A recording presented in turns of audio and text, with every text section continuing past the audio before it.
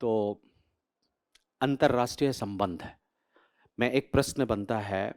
अभी कुवैत हमारे प्रधानमंत्री गए हुए थे लंबे समय के बाद से, 43 ईयर के बाद से कोई प्रधानमंत्री कुवैत की यात्रा में गए हैं। इससे पहले इंदिरा गांधी गई हुई थी, तो ये प्रश्न बनता है। दूसरा कारण ये बनता है कि वेस्टर्न एशिया या मध्य पूर्व इस समय बड़ी अशांत स्थिति में चल रहा है। ऐसी स्थिति में प्रधानमंत्री की मध्य पूर्व की हो रही फ्रीक्वेंट यात्राएं कितनी कारगर साबित हो सकती हैं। एक बात ध्यान रखिए कि जब भी कभी सिस्टम में अंतरराष्ट्रीय राजनीति का एक नियम है, अब व्यवस्था से ही नई व्यवस्था का जन्म होता है।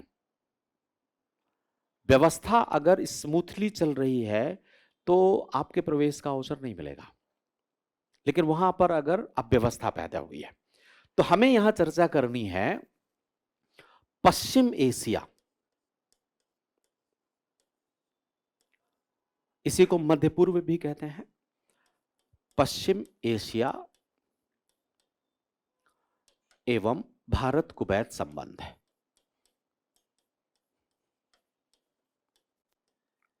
कुवैत संबंध, तो सबसे पहले हमें तो यह देखना चाहिए कि वेस्टर्न एशिया की वर्तमान स्थिति क्या है।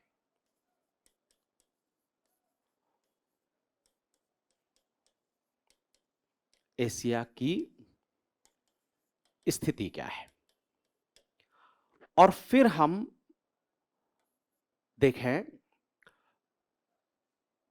पश्चिम एशिया का वेस्टर्न एशिया प्लस कुवैत का भारत के लिए महत्व क्या है।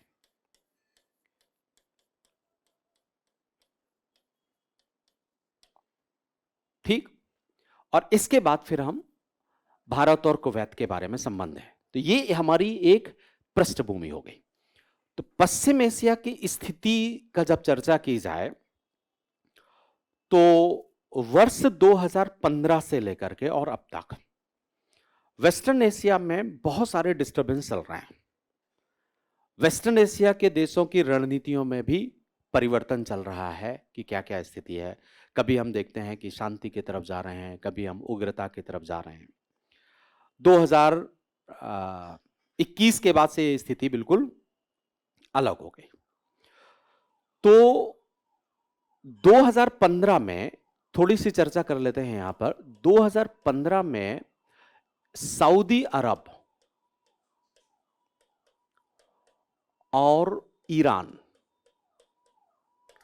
इनके बीच में कॉन्फ्लिक्ट आया मोहम्मद साहब को लेकर के। झगड़ा हुआ और झगड़ा होने के बाद इन दोनों के डिप्लोमेटिक रिलेशन ब्रेक हो गए।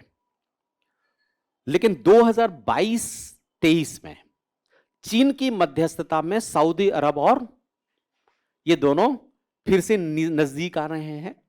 इसका मतलब है चीन का इन्वॉल्वमेंट यहां पर बढ़ेगा। अब अगर चीन का इन्वॉल्वमेंट यहां बढ़ता है तो यूएस या वेस्टर्न यूरोप या इंडिया चाहेगा कि चीन का इन्वॉल्वमेंट यहां पर ज्यादा हो? नहीं चाहेगा, तो आपको कुछ ना कुछ करना पड़ेगा। दूसरी बात, 2020 में अब्राहम समझौता करवाया गया था। अब्राहम एग्रीमेंट डोनाल्ड ट्रंप के मध्यस्थता में किया गया, जिसमें इजराइल, सऊदी अरब, संयुक्त अरब अमीरात, ओमान और ये बहुत सारे देशों ने, तो अब्राहम अकॉर्ड ने एक पीस मेंटेन करने का काम किया। अब आप क्या चाहेंगे? अब्राहम अकॉर्ड का आप समर्थन करना चाहेंगे, क्योंकि अब्राहम अकॉर्ड से अगर अरब देश और इजराइल के बीच में नजदीकियां आती हैं तो चीन का इन्वॉल्वमेंट कम होगा, घटेगा, कमजोर पड़ेगा। तो हम अब्राहम अकॉर्ड का समर्थन करेंगे। ठीक, अब 2022-23 में आपने देखा कि अब्राहम अकॉर्ड से शांति बहाल हो ही रही थी कि चीन की सक्रियता वहां पर बढ़ी, और उसी दौरान हमास नाम का एक संगठन ने उग्रता धारण करते हुए इजराइल के ऊपर अटैक कर दिया। किसी भी टेररिस्ट ऑर्गेनाइजेशन को व्यवस्था से कोई लेना देना नहीं है। वो सबसे पहले अपना हित पोषित करता है। तो हमास ये तो नहीं सोचेगा कि चीन को इन्वॉल्व होने से रोकना है या किसको करना है, या मध्य एशिया में शांति स्थापित हो, या क्या मतलब मध्य पूर्व में शांति, इसे उसको कुछ लेना देना नहीं।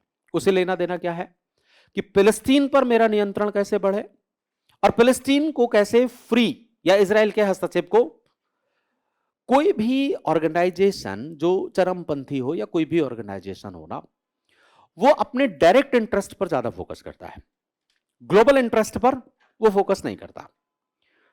अब उसने इजराइल के एक त्योहार के अवसर पर उसके ऊपर आक्रमण कर दिया।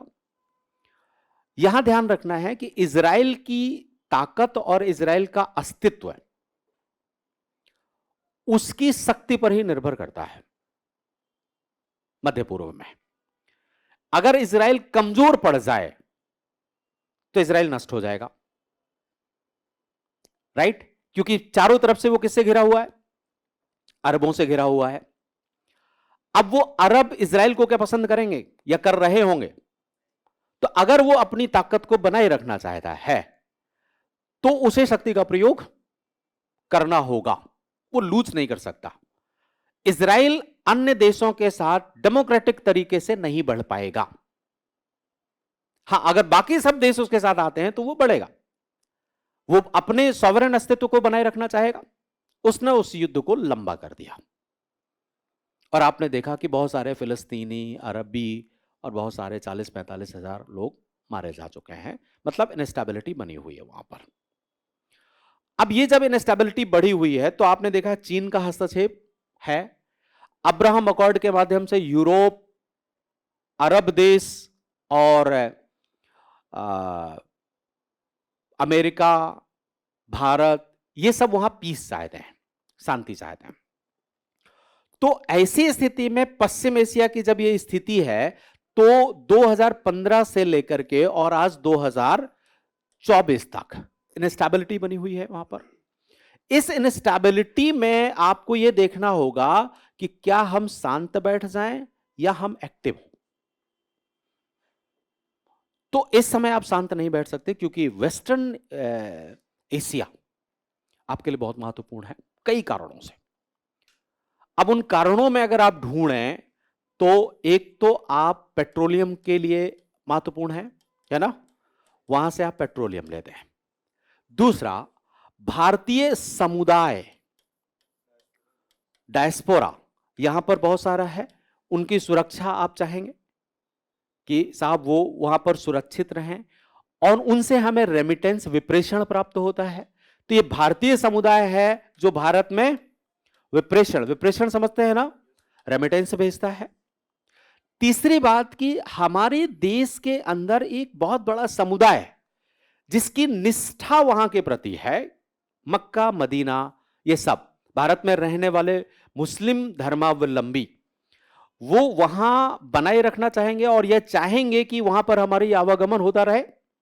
अगर वो इनस्टेबल हो जाता है, अशांत हो जाता है, तो ये क्या धार्मिक यात्राएं कर पाएंगे? नहीं कर पाएंगे। तो एक बड़े धार्मिक दृष्टिकोण से भी हमारे लिए महत्वपूर्ण हो जाता है। अब एक नया दृष्टिकोण यह है कि अरब देशों ने, अब ये बात ध्यान, ये तो शुरू से ही चली आई, यही हमारे महत्व, ये इंपॉर्टेंस हमारा शुरू से चला आया है, लेकिन एक नया महत्व निकल करके आया कोविड-19 के दौरान। कोविड-19 के दौरान अरब देशों ने, विशेषकर सऊदी अरब, संयुक्त अरब अमीरात, ओमान, इन सब देशों ने यह विचार किया कि हम इस्लामिक ऑनवर्ड पॉलिटिक्स से बाहर निकलना चाहते हैं, क्योंकि अगर हम इस स्थिति में रहते हैं तो हमारा एक लिमिटेड डेवलपमेंट हो पाएगा, हमारा बड़ा डेवलपमेंट नहीं हो पाएगा। एक बात। दूसरी बात कि पेट्रोलियम, प्राकृतिक संपदा अनलिमिटेड तो नहीं है, इसकी कुछ ना कुछ सीमाएं हैं। तो अगर आज हम कहें कि साहब हमारी अर्थव्यवस्था की निर्भरता पेट्रोलियम में है और पेट्रोलियम हमेशा निकलता रहेगा, ये संभव नहीं है। तो हमें अपनी अर्थव्यवस्था के स्रोत बदलने हैं। ठीक है, मतलब अरब देशों ने नई रणनीति अपनाई। किन नीति? में परिवर्तन हुआ। अब अरब देशों में 2-3 देश ज्यादा प्रभावी हैं, यूएई देख लीजिए आप, या सऊदी अरब देख लीजिए, इन सभी ने, या आप इजिप्ट देख लीजिए, इन सभी ने अपनी नीतियों में 2 परिवर्तन किए। एक तो परिवर्तन किया कि हम इस्लाम बद्ध नहीं रहना चाहते हैं, क्योंकि दुनिया के अधिकतर देश संप्रदाय बद्धता से अपने आप को बाहर निकाल लिया उन्होंने, और वो डेवलप हुए, चाहे वो यूएस हो, चाहे वो यूरोप हो, चाहे वो भारत हो। ये किसी भी रिलीजन रिजिट नहीं है। रिलीजन रिजिट क्या करता है, रिलीजन कहना उचित नहीं रहेगा, कम्युनिटी बद्ध या सेक्ट बद्ध, सेक्टोरियल नहीं है। अब अगर आप सेक्टोरियल रहेंगे तो आपकी सीमाएं होंगी जहां तक आप विकसित कर पाएंगे, उन सीमाओं के पार आप नहीं जा पाएंगे। तो इन्होंने कहा कि समय में सेक्टोरियल नहीं रहना है, हमें अपने आप को इस सेक्ट से बाहर निकालना है, एक लिमिटेशंस को तोड़ना है। दूसरा कि हमें अपनी अर्थव्यवस्था को सिर्फ पेट्रोलियम बद्ध नहीं, आधारित नहीं रखना है। ये दोनों परिवर्तन अगर आएंगे तो आपको अवसर मिलेगा यहां बढ़ने का या नहीं? ठीक है, देखो, अगर वो इस्लाम बद्धता से बाहर निकलते हैं तो आपको आपके देश के अंदर इस सेक्टोरियल क्रिटिसिज्म को तोड़ने में अवसर मिलेगा, क्योंकि हमारे देश की मुस्लिम समुदाय के लिए आदर्श स्थिति कहां की है? अरब की है या नहीं है? स्वाभाविक सी बात है, source of the Muslim community कौन है? अरब। तो हमारे यहां या दुनिया के किसी भी देश में मुस्लिम समुदाय होगा, वो आदर्श स्थिति किसको देखेगा? वहां। अब वहां पर अगर दीन इलाही चल रहा है या वहां पर सेक्ट रेगुलरिटी नहीं है, तो हमारे देश में भी जो हमारे यहां पर कम्युनल वायलेंस होते हैं उनको हम रोक पाएंगे या नहीं रोक पाएंगे? अरे देखो साहब, वो तो नहीं है। अब जैसे मान लीजिए कि हमने कानून ट्रिपल तलाक को समाप्त किया। अब ट्रिपल तलाक को समाप्त करने में हम तर्क, या हमारे देश के मुस्लिम कम्युनिटी ट्रिपल तलाक को भूल जाए, इसके लिए हम तर्क क्या देखते हैं? पाकिस्तान में भी नहीं है, अफगानिस्तान में भी नहीं है, संयुक्त अरब अमीरात में भी नहीं है, सऊदी अरब में भी नहीं है, इजिप्ट में भी नहीं है, तो हमारे यहां क्यों है? नहीं होना चाहिए ना। इसका मतलब है यह अमानवीय है। अगर इसको कभी बनाया गया होगा तो उस समय की परिस्थितियां अलग होंगी। अगर भारत में बहुसंख्यक में सती प्रथा थी, तो आज क्या आप उसे एक्सेप्ट करोगे कि सती प्रथा होनी चाहिए? उस समय जब बनाया गया होगा तब की सब परिस्थितियां हो सकता होंगी सती प्रथा को जायज ठहराने की, लेकिन आज तो नहीं है ना। उस समय हो सकता है बाल विवाह जायज हो, लेकिन आज तो नहीं है। तो समय और परिस्थितियों के आधार पर परिवर्तित होना चाहिए। तो हम हमारे देश की कम्युनिटी में क्या तर्क दे सकते हैं? देखो साहब, यहां तो नहीं है। जब यहां नहीं है तो फिर आप इसे क्यों ढो रहे हैं? ये मानवीय तो नहीं है। तो हमारे यहां की कम्युनिटी समझेगी इस बात को कि नहीं समझेगी?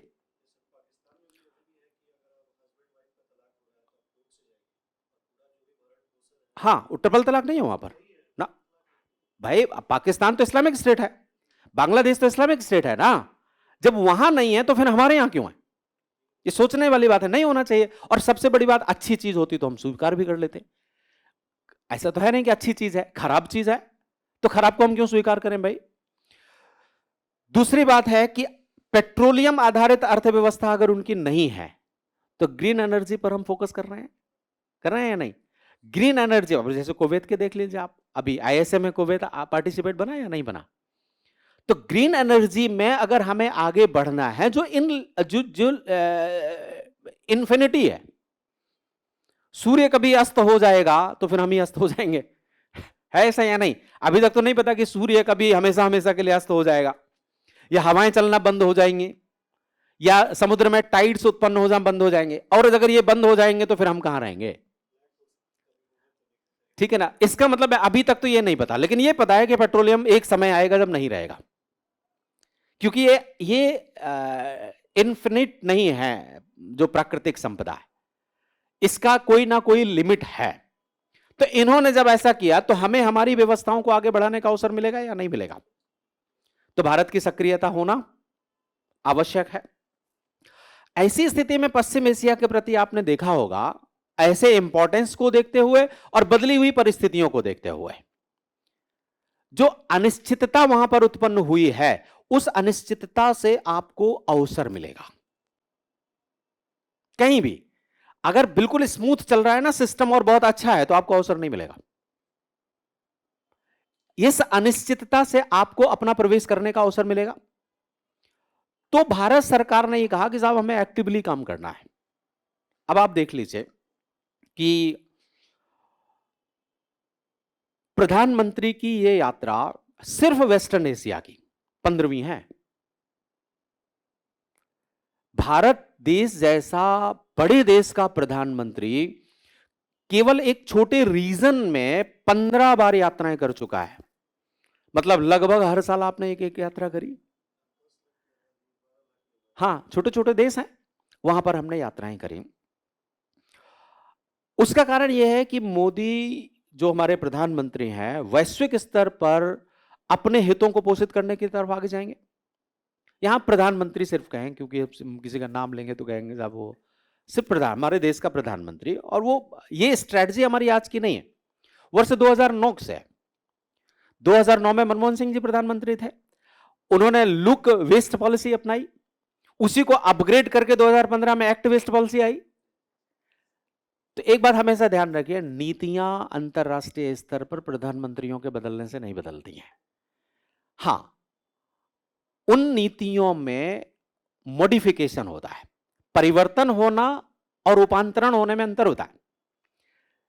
चेंज एंड मॉडिफिकेशन, जैसे आप परिवर्तन अपने आप को थोड़ी करते हैं, लेकिन सुबह सुबह उठ करके मॉडिफाई होते होंगे, नहा धो करके तैयार होकर के अलग अलग टाइप के कपड़े पहनकर, तो मॉडिफाई होते हैं या नहीं होते हैं? तो नीतियों में मॉडिफिकेशन होता है। सो लुक वेस्ट पॉलिसी को एक्ट वेस्ट पॉलिसी में मॉडिफाई कर दिया हमने।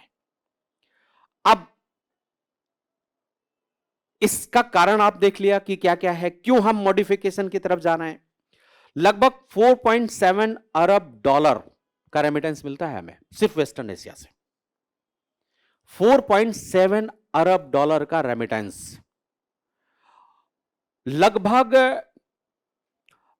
जो भारतीय हैं, कुल जितना भी रेमिटेंस दुनिया भर से हमें मिलता है, वेस्टर्न एशिया से 6.7% का रेमिटेंस है। कुल रेमिटेंस दुनिया में सबसे ज्यादा विप्रेषण हम प्राप्त करते हैं, उसमें से लगभग 6.7% का विप्रेषण हमें कहां से मिलता है? आप ईंधन को देख लीजिए, भले ही हमने रूस से भी ईंधन खरीदना शुरू कर दिया हो या हम लैटिन अमेरिका से भी खरीद रहे हो, लेकिन सबसे ज्यादा निर्भरता अभी भी हमारी गल्फ कंट्री पर ही है। जो अरब देश हैं उनकी आर्थिक ताकत भी बढ़ रही है और वो मल्टी अलाइनमेंट की तरफ बढ़ रहे हैं। समुद्री सुरक्षा के लिए भी अरब देशों को, अगर इस्लामिक ऑर्गेनाइजेशन में आपको अपना प्रभाव बढ़ाना है तो भी आपको अरब देशों को साथ में लेना होगा। तो इन सब चीजों को देखते हुए फिर आप सुरक्षा के दृष्टिकोण से आगे बढ़ रहे हैं। आजकल सिक्योरिटी में आपने उत्पादन के स्तर पर काम करना शुरू किया, तो आपके हथियार सीधे अमेरिका तो नहीं खरीदेगा। कौन से देश खरीदेंगे? जो तीसरी दुनिया के ऐसे देश हैं जो अपनी सैन्य शक्ति को बढ़ाना चाहते हैं, तो हथियारों का व्यापार करने के लिए भी अरब देश से आप काम कर सकते हैं। ग्लोबल साउथ के देशों में आप पहुंचेंगे तो उसके लिए भी हम वहां पर फोकस कर रहे हैं। पाकिस्तान को अगर काउंटर करना है तो अरब देश हमारे अनुकूल होना चाहिए और धीरे धीरे हो भी रहे हैं। जहां आप देखो कश्मीर मुद्दे को लेकर के सऊदी अरब, संयुक्त अरब अमीरात स्पष्ट तौर पर पाकिस्तान का समर्थन करते थे, अब वो चुप हैं। जैसे मैं कहता हूं ना कि वो पहले हाँ हाँ फिर चुप, तो आगे नाना होना है। तुर्की, आपने जब ऑपरेशन दोस्ती चलाया, तुर्की तो हमेशा विरोध करता था ना। G20 के समिट में तुर्की का राष्ट्रपति हमारे यहां आए कि नहीं आए? तो तुर्की भी अब चुप होने की स्थिति में पहुंच गया। भविष्य में क्या मानव अधिकारों के नाम पर हम पक्ष रखेंगे कि साहब कश्मीर हमारा क्षेत्र रहा है, ये एग्रीमेंट है, ये है, पाकिस्तान इनको पोषित भी नहीं कर पा रहा है, तो क्या करेंगे कि हाँ ठीक है साहब आप ले लो। तुर्की को जरूरत भी है ना, तुर्की को अभी जरूरत भी है। तो तुर्की है और ये सब देश, तो पहले जो ये कश्मीर को लेकर के पाकिस्तान का समर्थन करते थे, अब वो धीरे धीरे हमारी तरफ जाएंगे। अगर अरब देश सेक्युलर की स्थिति में जाते हैं तो हमारे लिए, और अब उन्होंने जो इस्लामिक रिजिडिटी को छोड़ा है, तो इसका मतलब है वो किधर जाएंगे? वो सेक्युलरिज्म की तरफ जाएंगे। आप देखिए संयोग, अभी आपने एक मंदिर बनवाया वहां पर, स्वामी नारायण मंदिर, एक ट्रस्ट ने या उन्होंने बनवाया, तो प्रधानमंत्री भी वहां पर गए और वहां के बहुत सारे सिख उस शंकर जी को जल चढ़ाते हुए नजर आए। इसका इफेक्ट हमारे देश की मुस्लिम कम्युनिटी के ऊपर पड़ेगा या नहीं पड़ेगा? साहब, जब ये सिख जो आइडिया ऑफ द मुस्लिम्स है, जो धर्म गुरु है, वो भी ऐसा कर रहा है, तो हम अपने देश के भाईचारे को क्यों समाप्त करें? तो ये जितने रिजिड धर्मगुरु हैं, इनको थोड़ा सा पर्दा हटेगा और इस वजह नहीं साहब, हमें अब किस दिशा में जाना है? अपने डेवलपमेंट की तरफ जाना है, हमें मानवीय विकास की तरफ आगे बढ़ना है। तो हम जो पैसा हमारा खर्च होता है अभी इन सांप्रदायिक दंगों में या कॉन्फ्लिक्ट में, वो पैसा हम बचा पार करके डेवलपमेंट की तरफ जाएंगे या नहीं? तो कुरान में लिखा हुआ है लिकुम दिनकुम वालिया दीन, जिसका अर्थ होता है तुम्हारा धर्म तुम्हारे लिए, मेरा धर्म मेरे लिए, और हम सबका धर्म मानवता के लिए। गीता में लिखा है, सब में लिखा है, तो ये सब बनाया किसने है? जिनका अपना हित है, ठीक है ना? जिनको आप सीधी भाषा में कहेंगे, आप सीधी भाषा में कह देंगे तो क्योंकि ये YouTube में जाएगा तो प्रॉब्लम हो जाएगी ना। तो तो उचित नहीं है ना, लेकिन आप समझ रहे हैं कि ये किसने किया होगा? जिनको इससे अपने आप को भरण पोषण करना होगा, वही वही इसको, हाँ, अब हमारा कंट्रोल रहेगा। अगर हम पढ़ा लिखा देंगे तो समझ जाएंगे, ये मानवीय मूल्यों को समझने लगेंगे, तो फिर ये हमारी बात को मानेंगे नहीं। तो ये सारी चीजें हैं। अब इसमें हमारे प्रधानमंत्री या हमारी भारत सरकार ने इस काम को करना शुरू किया, और उसी काम में हम, कुवैत एक हमारा बहुत महत्वपूर्ण देश है, तो उसी चीजों को ध्यान में रखते हुए हम कुवैत के साथ अपने रिलेशंस को लेकर के आए। तो अब हम इन परिस्थितियों में थोड़ा चर्चा कर लेते हैं भारत कुवैत संबंध। अब भारत कुवैत संबंधों की सबसे पहले तो आप पृष्ठभूमि देखें कि क्या है। तो ऐसा नहीं है कि भारत और कुवैत के संबंध में, या क्योंकि ये करंट बेस्ड सवाल है तो पहले कॉन्टेक्स्ट देखना चाहिए ना, पृष्ठभूमि से पहले एक और प्रसंग, हम क्यों चर्चा कर रहे हैं। हाँ जी,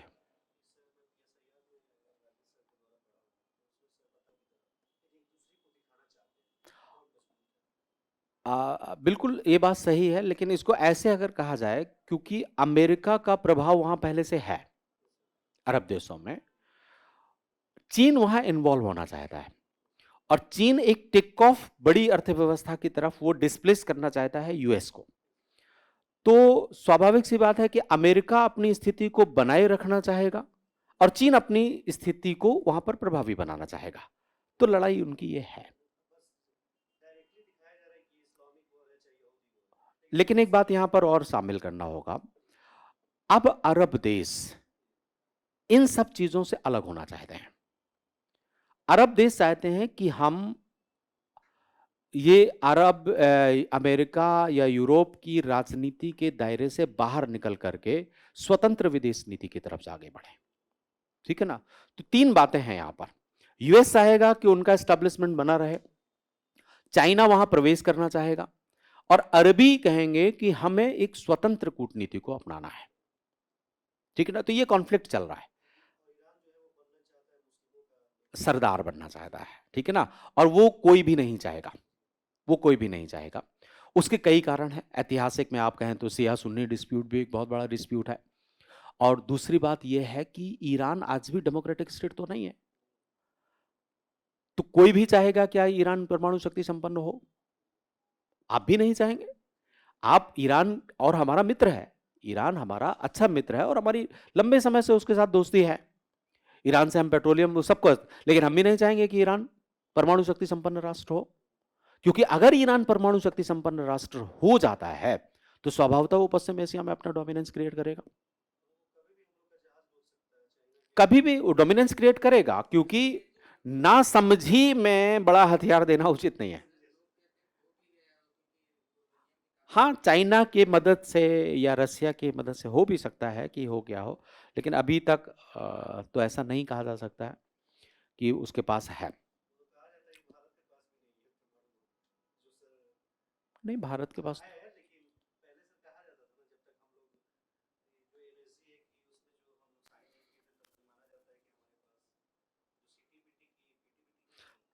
एनपीटी, एनपीटी वो एक्सेप्ट वैधानिक तौर पर नहीं मानेंगे, लेकिन वो तो व्यवहारिक है कि हमारे पास ये है।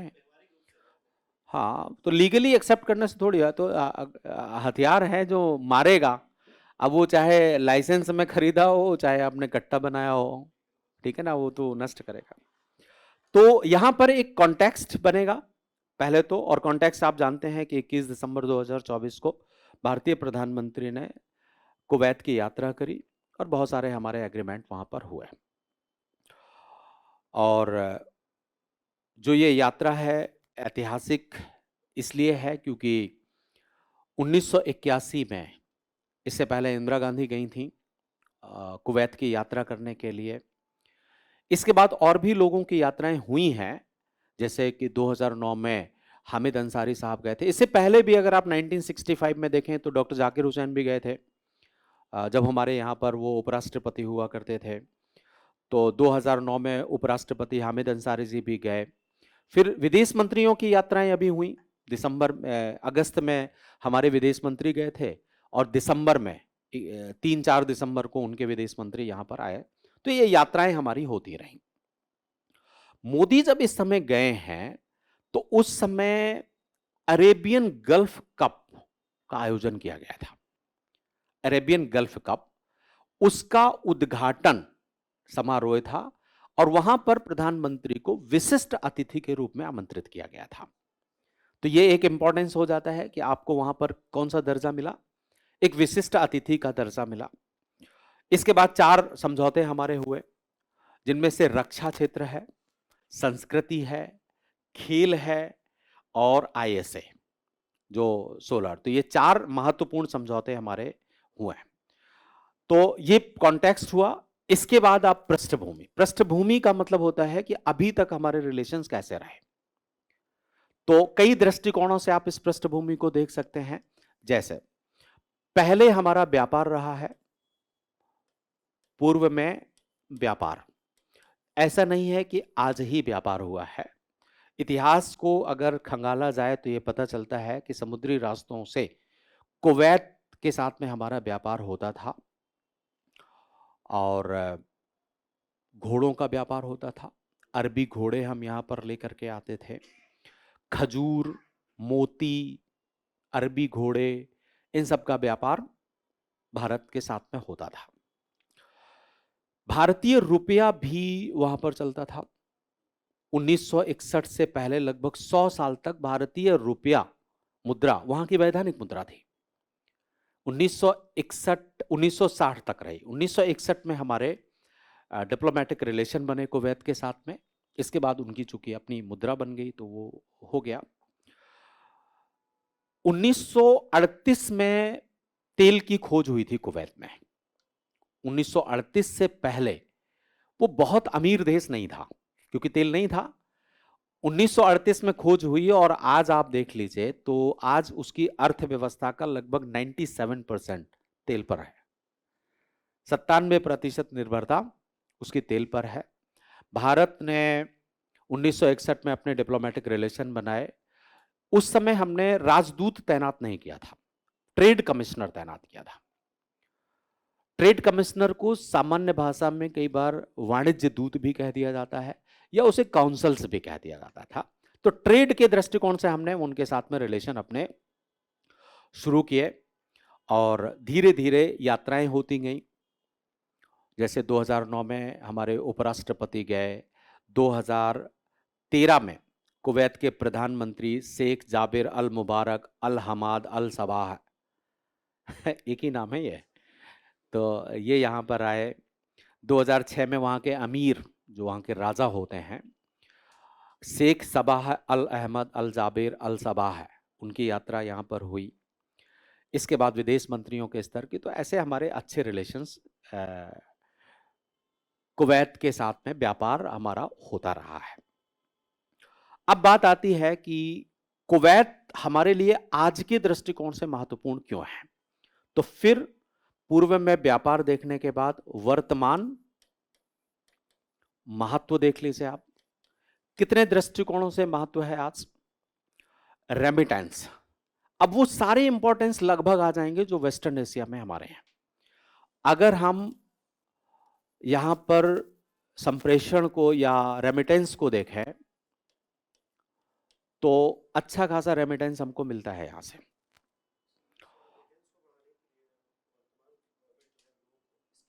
हाँ, स्किल कर रहे हैं, स्किल इंडिया प्रोग्राम, कौशल विकास कार्यक्रम, ये सब हमने इसीलिए चलाए हैं।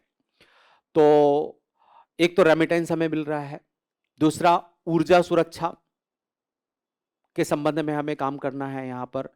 अब कुवैत क्या है, अगर हम ऊर्जा के दृष्टिकोण से देखें तो कुवैत भी अन्य अरबी देशों के स्थान पर वो भी अपनी ऊर्जा विविधता की तरफ आगे आना चाहता है। आईएसए में इसलिए तो एग्रीमेंट किया ना, तो एनर्जी के क्षेत्र में भी काम हो रहा है। इसके बाद कुवैत विजन 2035 है, कुवैत विजन 2035। इस कुवैत विजन 2035 में कुवैत को अपनी अर्थव्यवस्था को विविध बनाना है और एक विकसित अर्थव्यवस्था की तरफ जाना चाहता है। आपका उद्देश्य है 2047, ठीक है ना, इंडिया विजन 2047, आप विकसित राष्ट्र बनना चाहते हैं।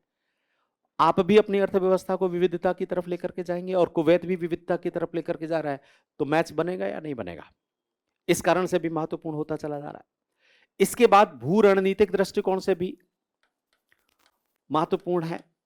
भू रणनीतिक दृष्टिकोण से महत्वपूर्ण कैसे हो सकता है?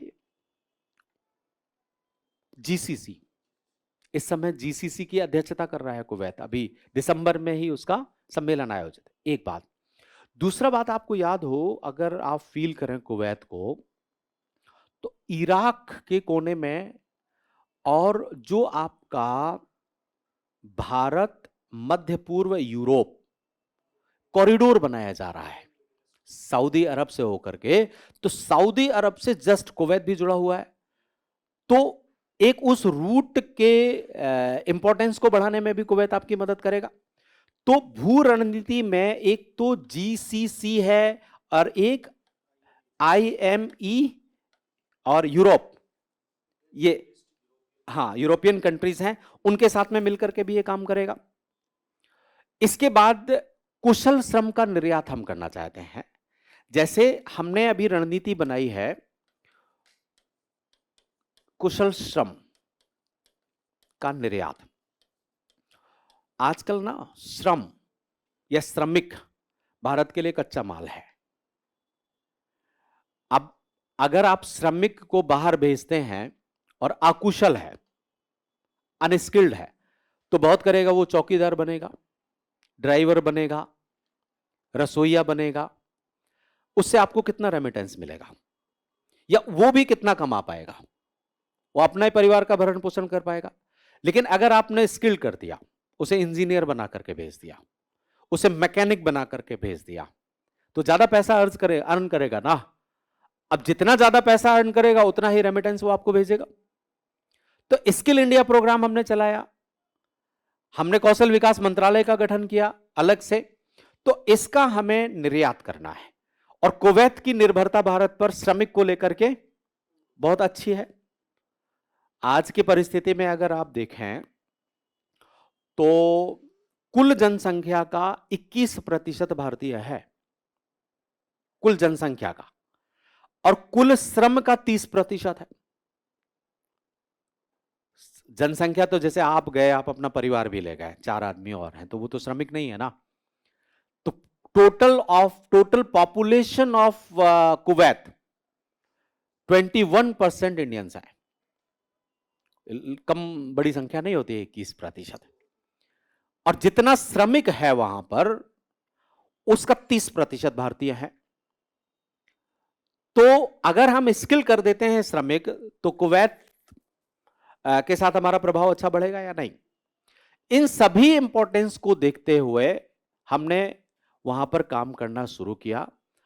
और अब आप देख लीजिए कि हमने किन किन क्षेत्रों में वहां पर सहयोग किया है। तो सहयोग के क्षेत्र आ जाएंगे, बहुत सारे सहयोग के क्षेत्र हैं, जिसमें से अगर आप कूटनीतिक क्षेत्र में सहयोग देखें, सबसे पहले हम कूटनीतिक सहयोग 1961 में 1961 में हमारे डिप्लोमेटिक रिलेशन बने उनके साथ में, और हमने एक ट्रेड एम्बेसडर, ट्रेड कमिश्नर वहां पर तैनात किया। फिर हमारे बहुत सारे उच्च स्तरीय दौरे हुए। 1961 के बाद अनेक उच्च स्तरीय दौरे हुए। उच्च स्तरीय दौरे या इन्हीं को सद्भावना यात्राएं भी कह देते हैं कई बार। दौरे होने से संबंध नजदीक होता है, बात करने से बात बनती है ना। तो बहुत सारे बातें हमने करने के लिए बात मिलना तो पड़ेगा नहीं। तो 1965 में डॉक्टर जाकिर हुसैन गए, 81 में प्रधानमंत्री गई हमारी, 2009 में हामिद अंसारी उपराष्ट्रपति हमारे गए। तो ऐसे बहुत सारी यात्राएं हमारी हुई। इसके बाद संबंधों को संस्थात्मक बनाने का प्रयास किया गया। अब यहां आपको ध्यान रखना है कि रणनीति है। जैसे हम डिप्लोमेटिक रिलेशन बनाएंगे, पहले आवागमन बढ़ेगा, फिर संबंधों को संस्थात्मकता प्रदान की जाएगी, फिर आएगा संबंधों में रणनीतिक साझेदारी, रणनीतिक भागीदारी, रणनीतिक संरेखण, अलाइनमेंट, एक क्रम होता है। तो 2001 के बाद से हमने संस्थात्मकता या संबंधों में संस्थात्मकता का प्रयोग किया। संबंधों में संस्थात्मकता के लिए जैसे आप देखो कि वर्ष 2006 में संयुक्त मंत्री स्तरीय आयोग का गठन किया है। अब संयुक्त मंत्री स्तरीय आयोग होगा जिसमें दोनों देशों के आर्थिक तकनीकी मंत्री एक संस्थात्मक तौर पर काम करेंगे। इसके बाद 2021 में ये मंत्री स्तरीय आयोग को मंत्रियों की सह अध्यक्षता में सौंप दिया गया। इसी तरीके से एक FOCS है, फोक्स जिसको कहा जाता है, एक संस्था है हमारी जिसमें विदेश कार्यालय परामर्श है। दोनों देशों के विदेश मंत्रालय संबंधों को आगे बढ़ाने के लिए एक दूसरे के साथ परामर्श करेंगे। तो एक तो संस्था आपने देखा कि फोक्स बन गया, JMC प्लस फोक्स, ये दो संस्थाएं बनाई गई। CS ये विदेश मंत्रालय स्तर पर परामर्श करने के लिए है और एक संयुक्त आयोग है। संबंधों में संस्थात्मकता एक अलग से मैं आपको यहां पर बता दूं कि जब किसी भी दुनिया के देश के साथ कूटनीतिक संबंध बन जाते हैं, डिप्लोमेटिक रिलेशन, तो हमेशा डिप्लोमेटिक रिलेशंस के बाद वार्ताएं आयोजित करती हैं जिसमें उच्च स्तरीय लोगों का आवागमन, जिसमें सचिव है, मंत्री है, प्रधानमंत्री है, राष्ट्रपति है, ये सब वहां पर जाते हैं। इसके बाद आती है रणनीतिक संस्थात्मकता।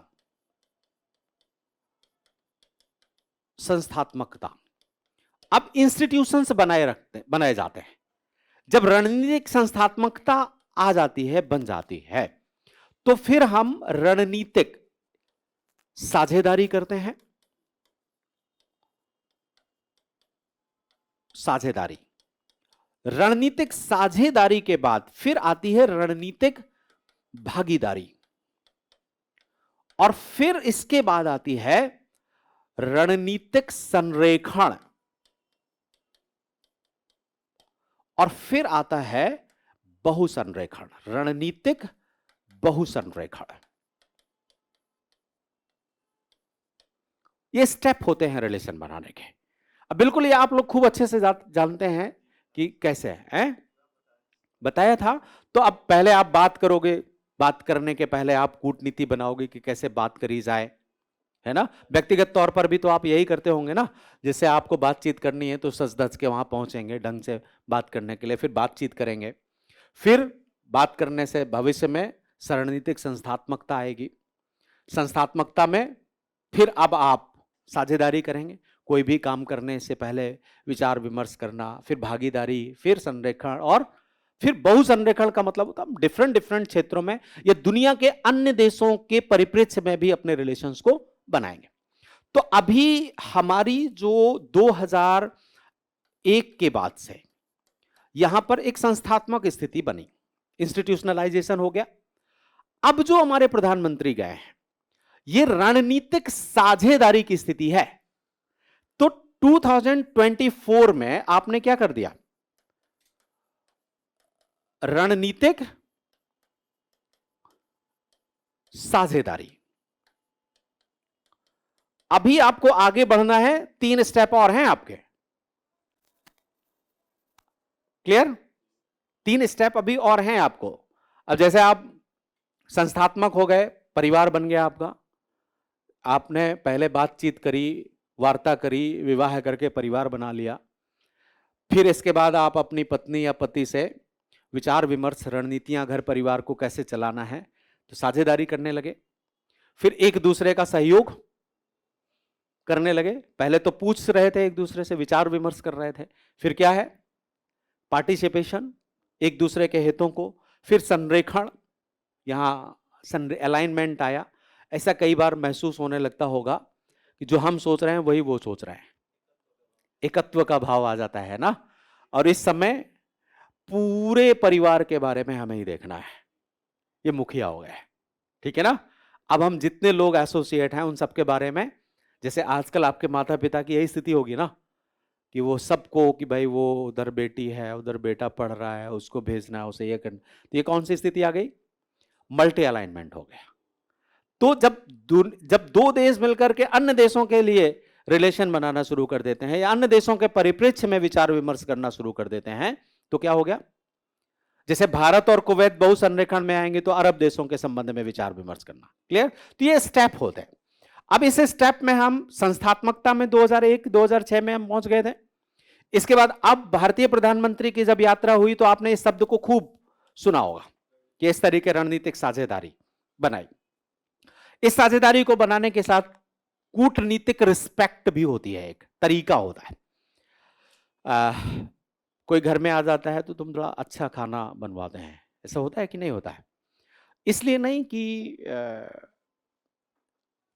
क्या हम अच्छा खाना बना करके हम खाना चाहते हैं, हम तो सामान्य स्तर पर भी खा सकते थे ना बना करके, अगर हमें ही खाना होता। तो हम उसके आने पर ही क्यों बनाते हैं, फॉर रिस्पेक्ट, है या नहीं है। जैसे आप पढ़ते होंगे तो एक सिखाया जाता है कि अगर आप किसी बड़े अधिकारी से मिलने जाते हैं तो ऐसा उबड़ खाबड़ बन करके जाएंगे तो उसका आप अपमान कर रहे हैं। अब व्यवस्थित तरीके से जा रहे हैं तो आप उसका रिस्पेक्ट कर रहे हैं, ऐसा है या नहीं है। तो यहां पर एक स्थिति का पालन किया गया है, वो है कूटनीतिक रिस्पेक्ट, कूटनीतिक सम्मान। कूटनीतिक सम्मान में आप देखिए कि वैसे तो 2021 में कुवैत ने भारत के साथ एकजुटता का संकेत दिया था। कुवैत भारत के साथ खड़ा है, यह स्टेटमेंट दिया था कुवैत के अमीर ने, और भारतीय तिरंगा को फहराया था। भारतीय तिरंगा को अगर वो फहरा रहा है और कह रहा है कुवैत भारत के साथ खड़ा है, तो इसका मतलब क्या हुआ, भारत को वो रिस्पेक्ट कर रहा है। ठीक, आप किसी भी देश का झंडा लहरा रहे हैं या अपने देश में आपने लगाया, तो ऐसा नहीं है कि आपने उसकी अधीनता स्वीकार कर ली। इसका मतलब है कि आप उसे सम्मान दे रहे हैं, रिस्पेक्ट दे रहे हैं। अभी हमारे प्रधानमंत्री जब वहां पर गए तो इस डिप्लोमेसी का उन्होंने दोबारा प्रयोग किया और प्रधानमंत्री को द ऑर्डर ऑफ मुबारक अल कबीर जो उनका सबसे बड़ा सम्मान होता है, जो किसी भी अन्य देश के राजनेता, प्रधानमंत्री या राष्ट्रपति को दिया जाता है, वो इन्होंने अभी दिया है। हालांकि भारतीय प्रधानमंत्री को जो ये रिस्पेक्ट मिला है, ये 20वां है व्यक्तिगत तौर पर इन प्रधानमंत्री को। वैसे हमारे देश के प्रधानमंत्रियों को ये मिलता रहा है, और इसके कई कारण होते हैं। रिस्पेक्ट ऐसा ही नहीं कोई देता है, उनको जरूरत होती है तभी देता है। तो बहुत सारे 20 सम्मान इनको मिल चुके, 20वां सम्मान इनका था। तो ये डिप्लोमेसी भी।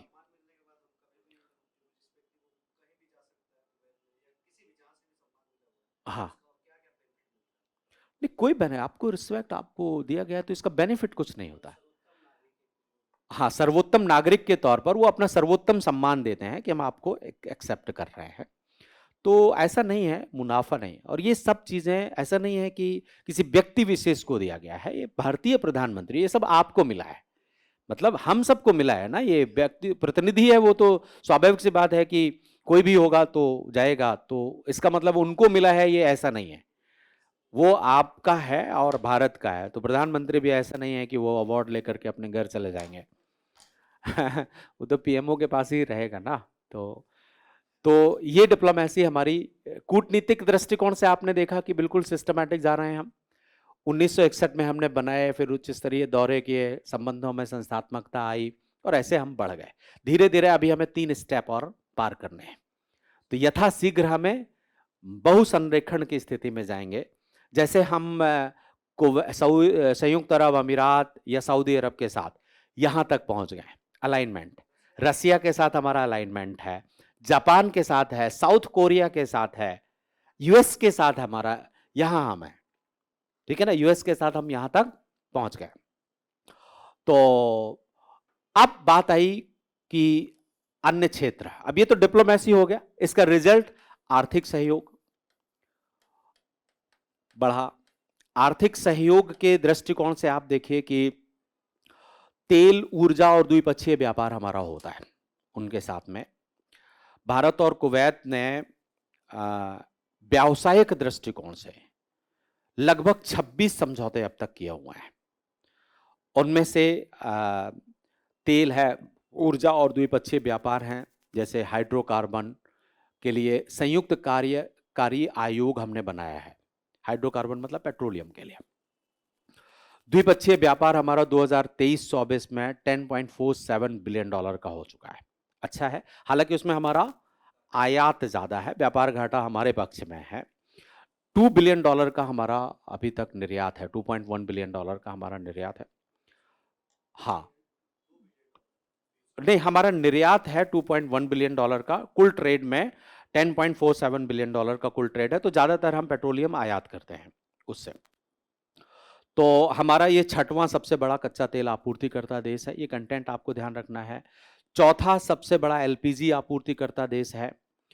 तो कुल मिलाकर के भारत की ऊर्जा जरूरतों का 3% हम कुवैत से पूरा करते हैं। कुवैत छोटा सा देश है, ज्यादा बड़ा तो है नहीं। अंतरराष्ट्रीय सोलर एसोसिएशन का भी सदस्य बन गया है। तो आर्थिक दृष्टिकोण में आपका ऊर्जा एक महत्वपूर्ण है, ऊर्जा, पेट्रोलियम और ये सब चीजें हैं। अगर हम बात करें कि जैसे भारतीय प्रधानमंत्री ने कुना, वहां की एक एजेंसी है, मीडिया एजेंसी है, जैसे हमारा पीआईबी है ना, तो उनकी कुना है। उस समय भारत ने कहा था कि फाइलका आइलैंड की खोज में भारत की बहुत बड़ी भूमिका रही है। फाइलका कुवैत से 20-25 किलोमीटर दूर के आइलैंड है, जो कुवैत की स्थिति में ही है। तो वो हमने बनाया, उसके साथ हमारे व्यापार भी पहले से होते रहे हैं। तो इसके बाद पूंजी निवेश, ये तो व्यापार, ऊर्जा, तेल और द्विपक्षीय व्यापार आपने देख लिया कि कितना है, इनके कंटेंट ध्यान रखिए। इसके बाद आपका आर्थिक दृष्टिकोण में पूंजीगत निवेश है। पूंजी निवेश ये भी ठीक ठाक स्थिति है। जैसे निवेश या व्यापार में अगर आप देखें तो कुवैत के बहुत सारे कारोबारी और लोग, परिवार मुंबई में आते हैं। मुंबई में उन्होंने बहुत सारे अपने दुकानें और ये सब बनाए हुए हैं कुवैत के लोगों ने। एक जगह है मोहम्मद अली स्ट्रीट मुंबई में, वहां पर ज्यादातर लोग कुवैत के ही रहते हैं। मोहम्मद अली स्ट्रीट, इसको लेकर के एक ड्रामा भी बना है कुवैत में, उसका नाम भी मोहम्मद अली स्ट्रीट है, जिसमें कैसे कुवैत के लोग मुंबई जाते हैं, वहां ट्रेड करते हैं, किस तरीके का वो पूरा बनाया गया है। तो इसकी चर्चा भी अभी कुना के साथ बातचीत करते हुए प्रधानमंत्री ने करी थी। बहुत सारे जो कुवैत के महत्वपूर्ण हस्तियां हैं, उनकी जन्मस्थली भी रहा है मुंबई। बहुत सारे लोग यहां पर रहेंगे, तो ये रहेगा। कुवैत इन्वेस्टमेंट अथॉरिटी का लगभग भारत में 10 बिलियन यूएस डॉलर का निवेश है। तो निवेश कुवैत का हमारे देश में 10 बिलियन यूएस डॉलर का इन्वेस्टमेंट है। और बहुत सारी प्राइवेट कंपनियां हैं भारत की जो यहाँ पर काम करती हैं, जैसे एयर इंडिया है, एल&टी है, विप्रो है। तो निवेश के दृष्टिकोण से ये है। श्रम सहयोग एक आ जाता है अर्थ में, श्रम सहयोग, जो मैंने आपको अभी बताया कि वहां की कुल पॉपुलेशन का 21% और कुल लेबर का 30% वहां पर रह रहे हैं। लगभग 43 लाख की कुवैत की आबादी है, जिसमें से 10 लाख से ज्यादा भारतीय हैं कुवैत में रहने वाले। और ऐसी स्थिति में भारतीय प्रधानमंत्री का वहां रहने वाले श्रमिकों से मिलना आवश्यक था। तो प्रधानमंत्री वहां पर एक श्रमिक कैंप है मीना अब्दुल्ला क्षेत्र, जो गल्फ स्पिक लेबर कैंप है, वहां पर प्रधानमंत्री गए थे और भारतीय लोगों के साथ में वहां पर मिला। श्रमिकों के लिए कुवैत ने 2 बड़े कानून बनाए हुए हैं, जिसमें श्रम रोजगार और श्रम शक्ति विकास पर काम करने के लिए हमारा समझौता 2007 में हुआ था उनके साथ में। घरेलू कामगारों के लिए सहयोग और भर्ती पर समझौता जून 2021 में हुआ था। तो श्रमिकों के लिए हमारे 2 समझौते हैं और अभी रिसेंटली हमने इस पर काम किया। इसके बाद आर्थिक दृष्टिकोण से तकनीकी सहयोग है। तकनीकी सहयोग में अभी हमने इनिशिएट किया है यहां पर। तो वैसे तो 2009 में एक विज्ञान प्रौद्योगिकी समझौता हुआ था कुवैत के साथ में, लेकिन वो बहुत ज्यादा सक्रिय नहीं हो पाया। अब जा करके दिसंबर 2024 में जब प्रधानमंत्री गए, तो semiconductors, artificial intelligence, NEST, new emerging science and technology, इन सब क्षेत्र पर सहयोग करने के लिए, ई गवर्नेंस, इलेक्ट्रॉनिक गवर्नेंस पर हम सहयोग करने के लिए इनके साथ काम करेंगे। तो एक समझौता अभी तक हमारा हुआ है, वो 2009 में हुआ था, और अब हम new emerging science and technology की तरफ कुवैत के साथ आगे बढ़ना है। तो अर्थव्यवस्था के क्षेत्र में आपने देखा कि ऊर्जा, तेल, द्विपक्षीय पूंजी निवेश, ये सब, ये कंटेंट आप ध्यान रखिएगा। इसके बाद अब हम सैन्य क्षेत्र में भी आगे बढ़ रहे हैं। सैन्य क्षेत्र में सहयोग, और भारत सरकार का यह मानना है कि दोनों देश सैनिक दृष्टिकोण से प्राथमिक स्तर से आगे बढ़े। प्राथमिक स्तर में क्या होता है कि सैन्य अभ्यास, प्रशिक्षण कार्यक्रम, उनकी सेना को हम काम करेंगे, समुद्री सुरक्षा में हम सहयोग करेंगे। फिर हम चाहते ये हैं कि हथियारों की आपूर्ति भी हम कुवैत को करें। तो सैनिक दृष्टिकोण से काम किया, अभी समझौता हुआ हमारा एक। इसके बाद जो अमानवीय या आतंकवाद है, ऑर्गेनाइज्ड क्राइम है, साइबर क्राइम है, इनको रोकने के लिए भी दोनों देश एक दूसरे का सहयोग करेंगे। इसके बाद आपका मनी लॉन्ड्रिंग वगैरह होती है। तो सुरक्षा के दृष्टिकोण से हमारे 2 समझौते इनके साथ पहले से हैं।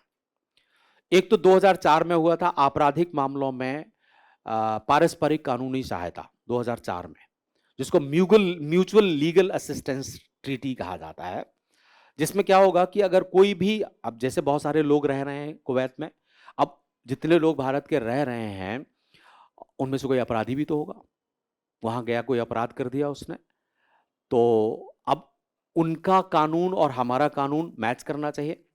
इसके लिए हमने 2004 में एक म्यूचुअल लीगल असिस्टेंट एग्रीमेंट किया था, कानूनी सहायता। इसके बाद 2013 में हमने सजा याफ्ता व्यक्तियों के स्थानांतरण का समझौता किया था।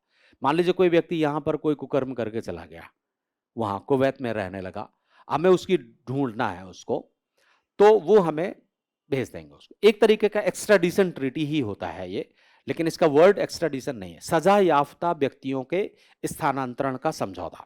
जिसको सजा उन्होंने दी हो वो भारत को सौंप देंगे। तो सुरक्षा के दृष्टिकोण से काम किया। इसके बाद आपका आतंकवाद, कट्टरपंथी, साइबर क्षेत्र में काम करना, ये सब।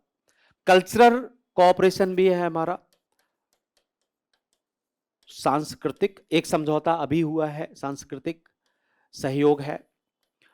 सांस्कृतिक सहयोग तो स्वाभाविक सी बात है कि जहां पर आपकी इतनी बड़ी जनसंख्या रह रही है तो सांस्कृतिक कोऑपरेशन तो होना ही होना है और करना ही पड़ेगा। तो सांस्कृतिक सहयोग बढ़ता गया। अप्रैल 2024 में, वैसे तो त्योहार हमारे जितने भारतीय वहां पर रहेंगे तो भारतीय त्योहार तो मनाएंगे, आपकी फिल्में वहां पर खूब चलती हैं। अब जब 21% लोग हैं तो सलमान खान, आमिर खान, अक्षय कुमार, ये कौन कौन से हैं जो भी हैं, ये सब वहां पर पॉपुलर होंगे या नहीं होंगे? फिल्में तो यही देखेंगे ना। मध्य एशिया में भी हमारी फिल्में बहुत चलती हैं और वेस्टर्न एशिया में भी हमारी फिल्में बहुत चलती हैं। तो ये फिल्में तो चलती हैं, त्योहार भी हमारे मनाए जाते हैं वहाँ पर, वो लोग भी मनाते हैं। आजकल तो सब जगह मनाए जाने लगे हैं। दिवाली अब एक बहुत बढ़िया त्योहार हो गया है जो सब जगह अब तो राजभवनों में मनाए जाने लगे हैं। यूएस अपने व्हाइट हाउस में दिवाली मनाता है। ज़रूरत है उसको, क्योंकि बहुत सारे लोग वहाँ पर रह रहे हैं तो उनका वोट भी तो चाहिए ना। तो हाँ, अब छुट्टी भी देना शुरू कर दी। तो कुवैत ने 2024 में एक हिंदी रेडियो भी शुरू किया है और उसमें जो आपके FM 93.3, FM 96.3 है ना, ये कुवैत में भी बजाए जाते हैं। तो जो गाने, हाँ, जो गाने वाने आप यहाँ पर सुनते हैं ना, तो ये गाने 96.3 या जो भी, मैं तो जानता नहीं, तो 2 चैनल्स हैं FM के जो कुवैत में भी अप्रैल 2024 से शुरू कर दिया है। इसके बाद सांस्कृतिक आदान प्रदान कार्यक्रम के लिए हमने 2025 से 29 के बीच में एक समझौता किया है। अभी जो प्रधानमंत्री गए थे, 2025 से 2029 तक सांस्कृतिक आदान प्रदान कार्यक्रम चलाए जाएंगे। इसका मतलब ये होता है कि कुवैत के लोग आपके देश में आकर के अपने सांस्कृतिक कार्यक्रमों को आयोजित करेंगे और आप वहां जाकर के अपने सांस्कृतिक, ठीक वैसे ही जैसे आपका एक प्रोग्राम आता था ना नॉर्थ ईस्ट के या ट्राइबल्स कल्चर्स को ग्लोबलाइज करने के लिए, आज़ादी का अमृत महोत्सव, है ना। तो हम देश के अंदर ऐसा आज़ादी का अमृत महोत्सव में सांस्कृतिक समावेश तो करते हैं। इसी तरीके कुवैत के साथ में 2025 से 2029 के बीच में कल्चरल ट्रांजिशन हमारा होगा, एक समझौता हमने यहाँ पर किया है। और जब हमारे प्रधानमंत्री आने लगे तो क्योंकि खाने पीने में हमारे यहाँ पर अच्छी चीज़ें होती हैं, उनके यहाँ पर थोड़ा सा खाने पीने की सुरक्षा, डेजर्ट है, मरुस्थलीय क्षेत्र है ये सब। तो कुवैत ने कहा है कि भाई साहब हम आपके यहाँ पर फूड पार्क बनवाना चाहते हैं, फूड पार्क में निवेश करना चाहते हैं। हमने कहा बिल्कुल आओ, फूड पार्क में निवेश करो। कल्चर में खेल एक बहुत महत्वपूर्ण होता है, तो एक स्पोर्ट्स का एग्रीमेंट भी हमारा हुआ है उनके साथ में। खेल क्षेत्र में सहयोग कार्यक्रम जो 2025 से 2028 तक, जिसमें अच्छे अच्छे खिलाड़ियों का शेयर होगा, जो यहाँ से वहाँ जाएंगे, वहाँ से यहाँ जाएंगे। इसके बाद ये तो सांस्कृतिक हो गया। सांस्कृतिक में आप कितनी चीज़ों को मेजर फोकस करेंगे? एक तो आपका रेडियो है, दूसरा आपका सांस्कृतिक आदान प्रदान समझौता है ना, अभी हुआ, ये 2024 अप्रैल में हुआ था। सांस्कृतिक आदान प्रदान समझौता हुआ और एक आपका खेल समझौता हुआ, ठीक है ना। और एक आपका भविष्य में फूड पार्क के लिए निवेश आ सकता है। इसके बाद आता है स्वास्थ्य क्षेत्र हमारा, वहां पर भी हमने सहयोग को बढ़ाने का काम किया है, स्वास्थ्य क्षेत्र में सहयोग। अब यहां पर कोविड 19 के दौरान से ही काम, वैसे तो 2012 में हमारा एक समझौता भी हुआ था उनके साथ में, एक एमओयू पर, चिकित्सा सहयोग एमओयू पर हस्ताक्षर किए थे। चिकित्सा सहयोग का मतलब होता है कि जैसे चिकित्सा संबंधी उपकरण हैं, डॉक्टर्स हैं, नर्स हैं, कंपाउंडर्स, इन सबको भेजने का। कोविड 19 में इस समझौते ने व्यवहारिकता प्रदान की और बहुत सारे लोगों को हमने वहां पर भेजा। 2 लाख हमने कोविड वैक्सीन कोविशील्ड की खुराक भी हमने वहां पर कोविड 19 में भेजी। उसने भी हमारे यहाँ पर भेजा, जैसे ऑक्सीजन सिलेंडर, ऑक्सीजन कंसंट्रेटर, तो सब एक दूसरे की मदद कर रहे थे क्योंकि प्रोडक्शन जितना हो पा रहा था उतना ही होगा, तो कोविड 19 में भी ये मदद करी। अभी 2024 में जब भारतीय प्रधानमंत्री गए तो कुवैत में हमारी दवा निर्माण कंपनियां वहां पर मैन्युफैक्चरिंग करेंगे, इसको लेकर के एक समझौता हुआ है। तो बहुत सारे जैसे आपका रेनबैक्सी वगैरह है ना, तो बड़ी बड़ी कंपनियां हैं वहां पर संयंत्र लगाएंगे। भारत चूंकि फार्मा सेक्टर का दुनिया का तीसरा बड़ा देश है, तो फार्मा सेक्टर में हमारे लिए अपॉर्चुनिटी भी बहुत है और इस अपॉर्चुनिटी को हम आगे बढ़ाना चाहते हैं। इसके बाद आपका शैक्षिक सहयोग भी है। शैक्षिक सहयोग है जिसमें शिक्षा के क्षेत्र में शेख सऊद अल नासिर अल सबा कुवैती डिप्लोमेटिक इंस्टीट्यूट है। अब इनके नाम इतने बड़े बड़े हैं, तो डिप्लोमेटिक इंस्टीट्यूट वहां पर प्रशिक्षण होगा। अभी रिसेंटली हमने हमारे देश में एक SSIFS है, सुषमा स्वराज इंडियन फॉरेन एक स्टाफ स्ट्रेटजी करके सुषमा स्वराज के नाम पर है। इन दोनों के बीच में कोऑपरेशन होगा, जो उनका डिप्लोमेटिक इंस्टीट्यूट है और हमारा जो एक डिप्लोमेटिक इंस्टीट्यूट सुषमा स्वराज के नाम से है, इन दोनों के बीच में प्रशिक्षण, मतलब हम राजनयिकों को प्रशिक्षण प्रदान करेंगे कुवैत के। तो शिक्षा के स्तर पर विशेषकर जो अभी काम किया गया है वो राजनयिक प्रशिक्षण की स्थितियों को बनाया गया है। तो वैसे तो कुवैत के लगभग 26 स्कूल ऐसे हैं जो भारत का CBSE पाठ्यक्रम चलाते हैं, चलाएंगे ही। 21% लोग हैं, तो जो लोग वहां रह रहे हैं वो कुवैत के नागरिक नहीं है ना, उन्हें भविष्य में आकर के भारत में ही काम करना है। तो वो IAS की नौकरी करना चाहेंगे तो उन्हें किस पाठ्यक्रम में पढ़ना होगा? तो भारतीय पाठ्यक्रम में पढ़ना होगा। तो 26 स्कूल हैं जो CBSE चलाता है और ये काम करता है। 60,000 से अधिक छात्र हमारे वहां पर काम करते हैं। Gulf university for science and technology, जिसको गस्ट कहा जाता है, वहां पर टेक्निकल कॉलेज हमारा एक है। तो कुल मिलाकर के शिक्षा के क्षेत्र में भी अच्छी स्थितियां हैं। इसके बाद अब हमारा एक अगला स्टेप है, जैसे मैंने आपको कहा था ना कि हम मल्टी अलाइनमेंट की तरफ आगे बढ़ना है। तो मल्टी अलाइनमेंट की एक स्थिति होती है कि हम क्षेत्रीय एवं वैश्विक स्तर पर सहयोग करें। वैश्विक सहयोग, क्षेत्रीय और वैश्विक सहयोग का मतलब यह हुआ कि उस क्षेत्र में और ग्लोबल ऑर्गेनाइजेशन में आप कैसे काम करते हैं। तो पश्चिम एशिया का जो दृष्टिकोण है वही दृष्टिकोण भारत का है। जैसे उदाहरण के लिए आप देखो, वेस्टर्न एशिया के प्रति हमारा और उसका दृष्टिकोण एक जैसा है। उन्होंने एक टारगेट बनाया है कि कुवैत 2035 और हमने टारगेट बनाया है 2047। तो विविधता हमें भी लानी है और उसे भी लानी है। कुवैत भी चाहता है कि वेस्टर्न एशिया शांति की तरफ जाए, भारत भी चाहता है कि वेस्टर्न एशिया शांति की तरफ जाए।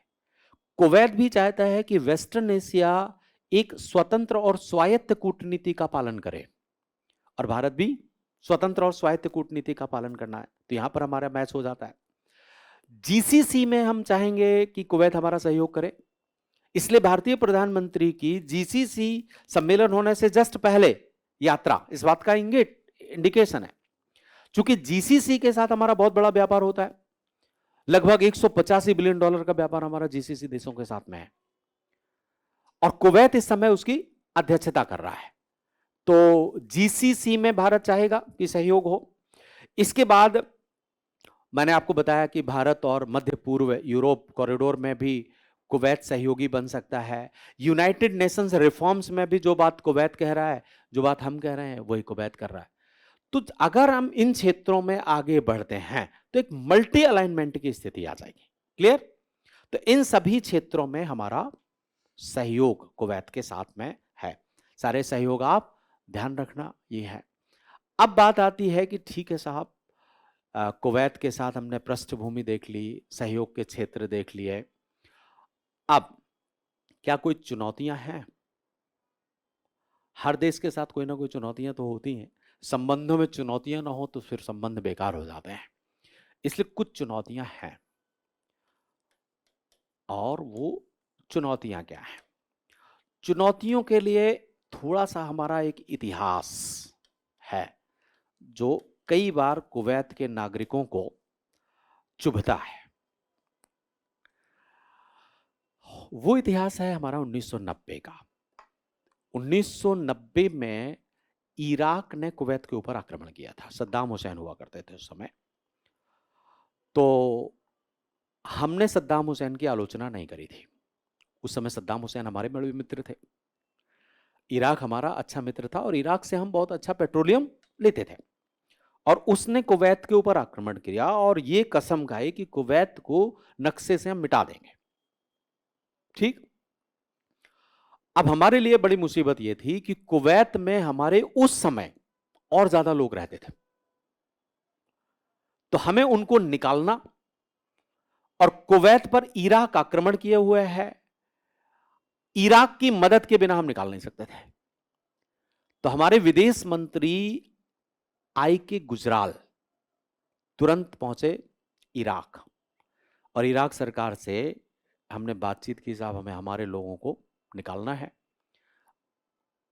तो कुवैत से हमें बातचीत करनी पड़ेगी। अच्छा, इस काम में हम लोग बड़े महारथी रहे हैं, युद्ध रुकवा लेते हैं हम अपने लोगों को निकालने के लिए। तो हमने कहा थोड़ा हमें वक्त चाहिए और जगह चाहिए कि कैसे निकालें, और अब थोड़े मोड़े लोग नहीं थे। इराक ने ये नियम बनाया था कि कोई भी सिविल जहाज नहीं निकल सकता यहां से, ठीक है, और सैन्य जहाज तो होता ही नहीं।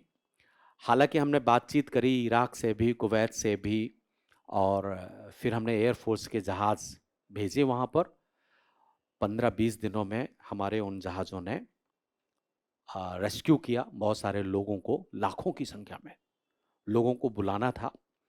तो इराक कुवैत कई बार ये कि साहब आपने इतने बड़े आक्रमण को क्रिटिक नहीं किया। तो हमने कहा देखो भाई साहब, हम किसी का कोई आलोचना नहीं करते हैं। हाँ, हमने ये जरूर कहा था कि किसी भी देश के ऊपर अमानवीय कार्यवाही करना उचित नहीं है। आपने बताओ कि यूक्रेन के ऊपर रसिया ने आक्रमण किया तो हमने क्या रसिया की आलोचना करी? नहीं ना, हमने तरीका दूसरा था, किसी भी संप्रभुता को नष्ट नहीं करेंगे हम। और फिर इनके साथ हमारे इंटरेस्ट जुड़े हुए थे। उस समय जब इराक ने आपके ऊपर आक्रमण किया तो इराक हमारा मित्र था, रूस हमारा मित्र है, तो हम कैसे कर सकते हैं?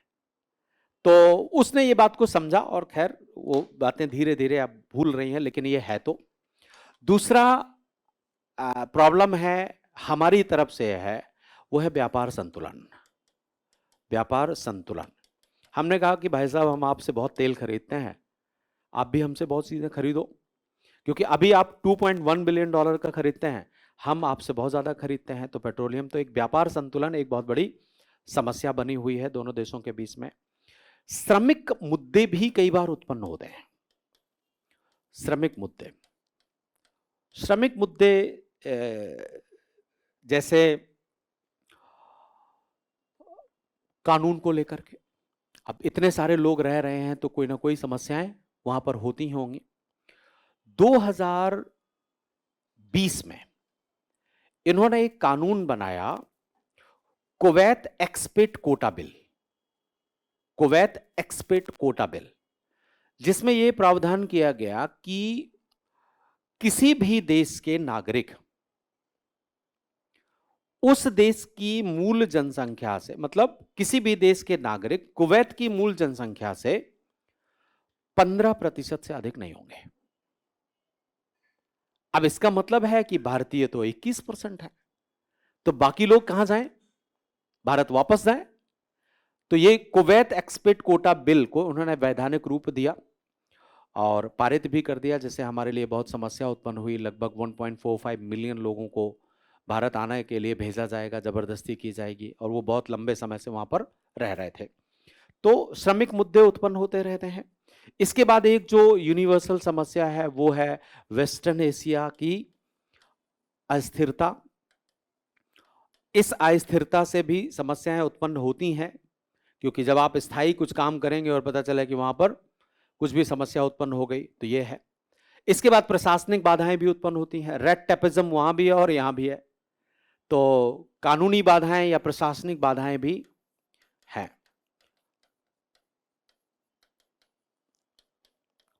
ये कुछ चुनौतियां हैं। अब इन चुनौतियों को दूर करने के लिए आपको कुछ सुझाव भी देने पड़ेंगे अपने उत्तर में, है ना।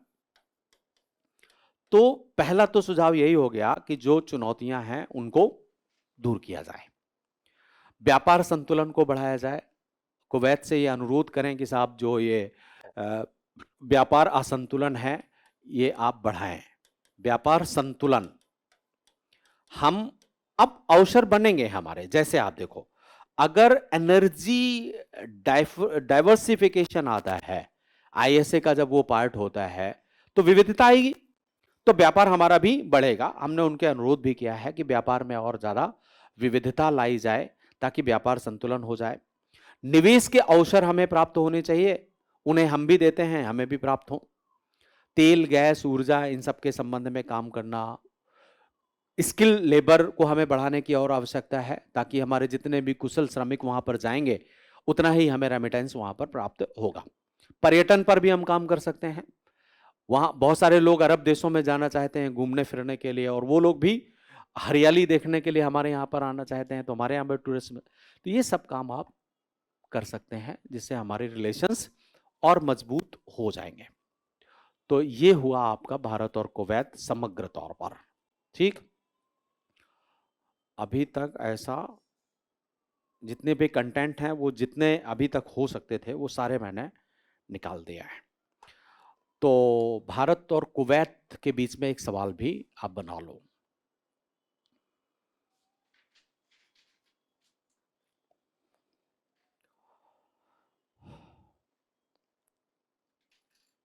पश्चिम एशिया वर्तमान भारतीय कूटनीति के लिए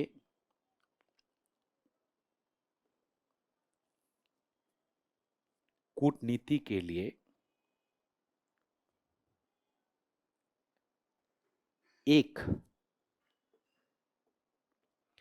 ज्वलंत क्षेत्र बना हुआ है।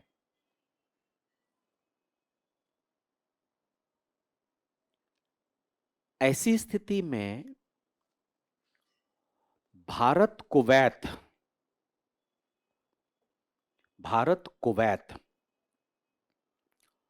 रणनीतिक संबंधों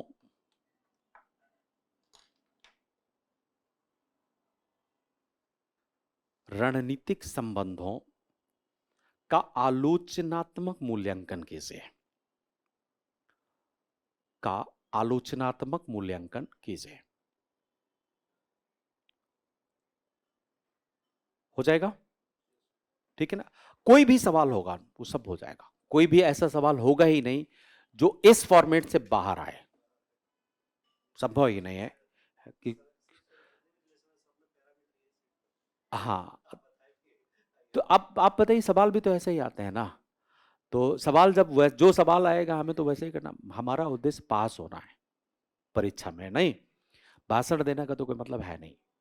तो पास होना है, उसके लिए हम जो कमीशन पैरामीटर सेट करेगा वही पैरामीटर हम सेट कर लेंगे, है ना। कमीशन कुछ और सेट कर लेगा, हम कुछ और कर लेंगे। हमारा उद्देश्य क्या है?